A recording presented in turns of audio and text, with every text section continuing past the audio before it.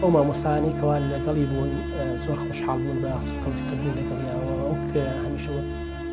مامۆستا ناخسپی و هەمیشە دەمبەخەندەکەی هەمووان عومەر شیرەمەڕی لە تەمەنی 67 ساڵیدا بەهۆی توشبوونی بە ڤایرۆسی کۆرۆنا کۆچی دوایی کرد. تەرمی کۆچکرد و بە ئامادەبوونی ژمارەیەکی بەرچاو لە ماتەمگێڕان لە گۆڕستانی چوارچرای شاری سلێمانی بە خاک سپێررا.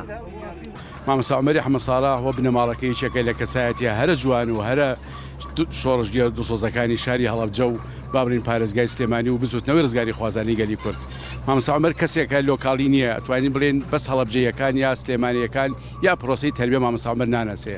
مامۆستا عومەر لە زاخۆ بۆ کفری ئەناسرێ، مامۆستا عومەری پێشمەرگە، مامۆستا عومەری زیندانی سیاسی، مامۆستا عومەر پیاوێک ڕۆشنبیر، پیاوێک کۆمەڵایەتی. مامۆستا عومەر لە ژیانیا پیاوێکی هەڵکەوتوو بوو، کەسێکی ناودار بوو، کەسێکی بەتوانا بوو، سجنی بینیوە، زیندانی سیاسی بوو، پێشمەرگایەتی زۆری کردووە، ڕەنجێکی زۆری کێشاوە وە لە خەباتی مەدەنیشە لە یەکێتی مامۆستایانێکێک بوو لە پێشەنگەکان.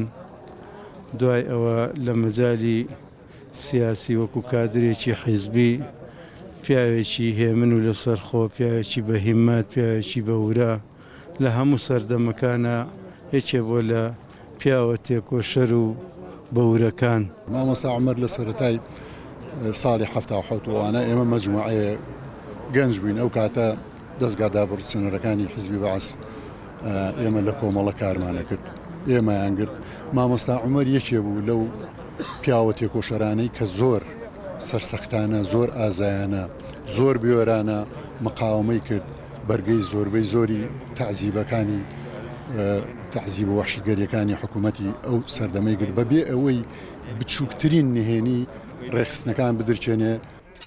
چەندین هاوپیشەی پەروەردەی مامۆستا عومەر شیرەمەڕی لە دوای وێزگەی ماڵ ئاواییان لە کۆچکرد و شاهیدیان خستە ڕوو کە بە مانای ڕاستەقینە مامۆستا عومەر توانی خزمەت بە کەرتی پەروەردە بکات.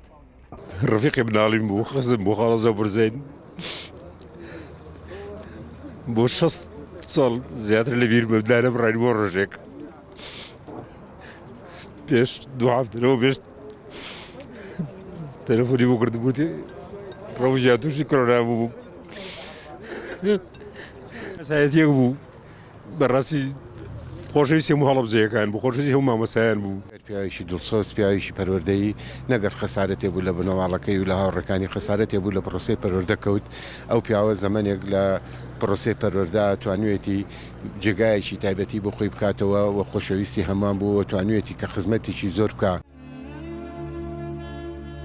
مامۆستا عومەر حەمەد ساڵح ناسراو بە عومەر شیرەمەڕی لە ساڵی 1953 لە گوندی عەبابەیلێ لە بنەماڵێکی ناسرا و تێکۆشەر چاو بە دنیا هەڵدێنێ و قۆناغەکانی خوێندنی سەرەتایی و ناوەندی و ئامادەی لە هەڵەبجە تەواو کردووە و دواتر لە شاری سلێمانی پەیمانگای مامۆستایان و زانکۆ بە سەرکەوتووی تەواو دەکات و دەبێتە خاوەنی بڕوانامە لە زمانی کوردی. لە ناوەڕاستی ساڵانی حەفتاکانەوە وەک مامۆستا لە خوێندنگەیەک لە گوندی شیرەمەڕدا دەمەزرێ و هەر ئەوەشە نازناوی شیرەمەڕی پێدەدرێت.